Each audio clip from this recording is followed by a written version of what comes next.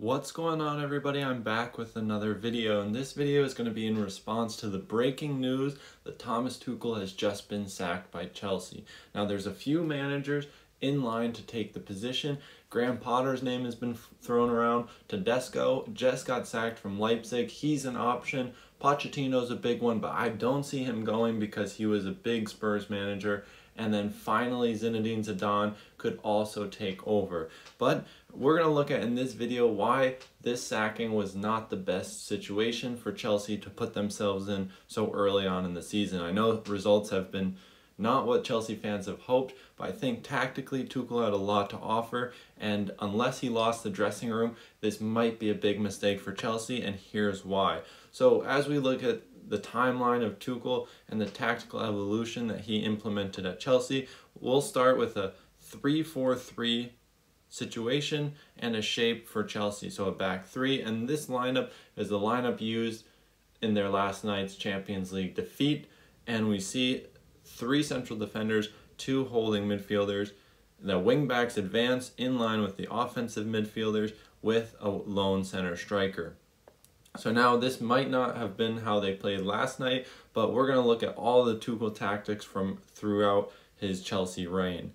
So now with their shape in mind, their 3-4-3, we can look at how they can then use their 3 central defenders to create space through the half space and get their wide center backs on the ball. So with Wesley Fofana here entering the team, and whoever played in this role could manipulate the first line of pressure, narrow the pressure, and then use the wide center back to then progress the ball and directly impact the midfielders now. So early on in Tuchel's career at Chelsea, we see him favoring rondo shapes through the half space, using his double pivot, one to advance slightly higher and connect with the offensive midfielder and the wing back to hold the width.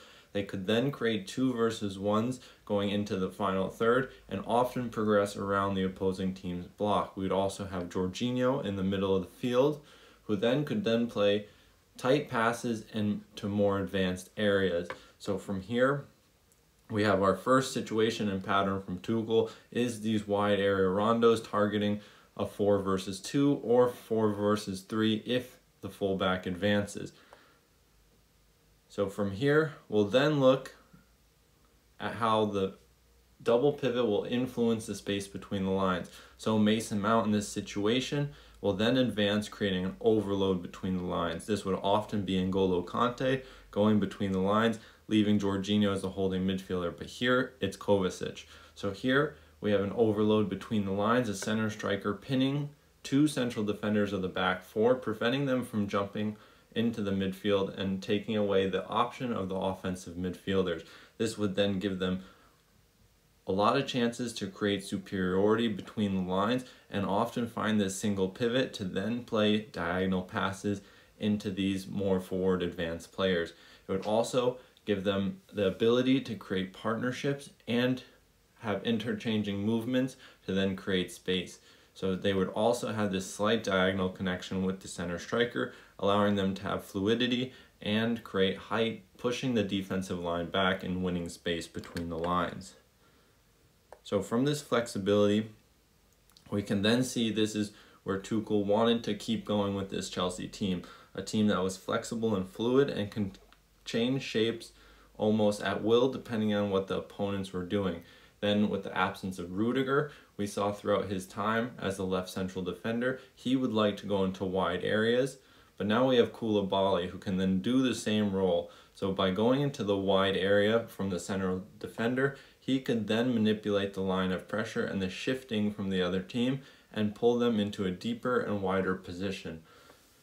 From here, they would then overextend the defensive connections of their opponents, create free players in the wide area while threatening in behind through the offensive midfielder or the inside forward. So this increased passing option would then detach the midfield or the second line of pressure from their opponents, often giving space to either their holding midfielder supporting the play, a situation where they can then release the play in behind if they run into isolation, and also a safe option holding the width through their wing back.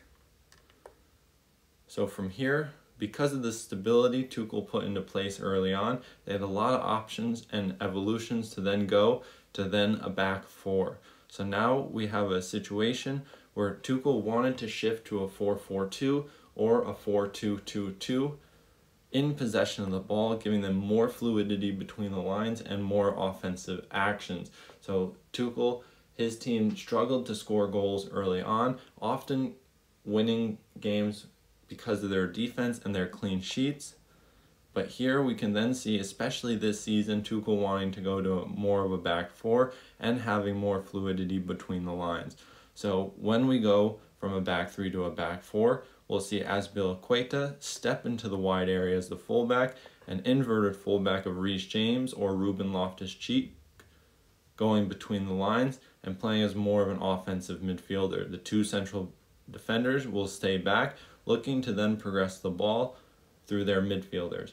And because of this flexibility in the players being able to play multiple roles, it offered a lot of problems for their opposing team. The double pivot allowed them to then have fluidity in this area, allowing them to jump, create partnerships with the fullback or the inside winger, being able to go into the wide area, creating single or dual width. This would then influence the holding midfielders' ability to jump between the lines and create overloads. With a player like Kai Havertz, you have a striker who's good on the ball and can drop between the lines. So this flexibility and this shape was really exciting for me from a tactical standpoint, and I think if the dressing room was still bought in and they were still working for the manager, it could have succeeded very well, and it would have been nice to see Tuchel get a little bit more time with the big influx of players. Let me know in the comments below what you think of the decision, whether you like it or not, and I'll see you in the next one.